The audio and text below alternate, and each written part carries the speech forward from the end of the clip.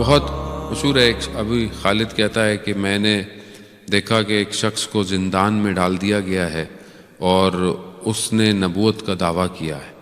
تو کہتے ہیں میں اندر سے بڑا ہوا کہ یہ کون ہے، تو میں نے سوچا کہ جا کر دیکھتا ہوں۔ تو میں گیا تو میں نے اس سے پوچھا کہ بھائی تم کہاں ہو؟ تو اس نے بتایا میں حلب کا سیریا کا رہنے والا ہوں، اور جہاں پر امام کی سر کی جگہ ہے میں وہاں پر اکثر ہوتا تھا بیٹھا۔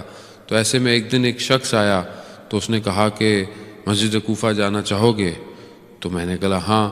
تو کہہ رہا ہے ایک قدم بڑھایا تو دیکھا ہم مسجد کوفہ میں تھے۔ تو اس نے وہاں پہ کہا کہ یہاں نماز پڑھی، ہم نے نفل پڑھے۔ پھر اس نے دوبارہ مجھے لیا، اگلا قدم بڑھایا تو ہم مدینہ میں تھے، وہاں پر ہم نے اس شخص نے بولا کہ جانتے ہو یہ کیا ہے؟ میں نے کہا رسول کا روزہ ہے۔ وہاں نماز پڑھی، پھر دوبارہ ایک قدم بڑھایا تو کہا یہ کون سی جگہ؟ کہا یہ مکہ ہے۔ کہا وہاں ہم نے نماز پڑھی۔ پھر اگلا ایک قدم بڑھایا تو واپس وہیں تھے رسول امام حسین کے پاس کے جہاں سے مجھے لے گیا۔ پھر پورا سال گزر گیا اور دوبارہ وہ شخص دوبارہ اسی تاریخ کو آیا اور پھر اس نے مجھے یہ کرایا۔ لیکن اب کہ جب جانے لگا تو میں نے اس کو روک لیا اور میں نے اسے کہا کہ تمہیں قسم اس کی جس نے تمہیں یہ علم عطا کیا ہے، تم اپنا نام تو بتا دو کہ تم کون ہو۔ تو اس نے اپنا نام بتایا کہ وہ امام رضا کی اولاد امام تقی علیہ السلام تھے۔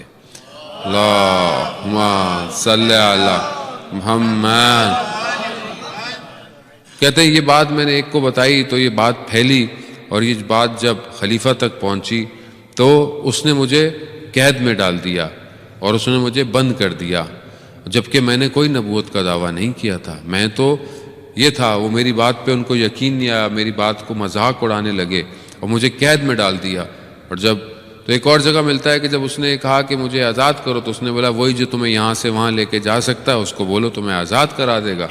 تو ابھی خالد کہتا ہے کہ کچھ دنوں بعد میں نے پتہ کیا کہ زندان جاؤں تو دیکھا کہ زندان والوں سے پوچھا وہ کہاں ہیں؟ کہا وہ شخص اچانک سے ساری زنجیریں وہیں کی وہیں تھیں، وہ شخص وہاں سے غائب ہو گیا ہے۔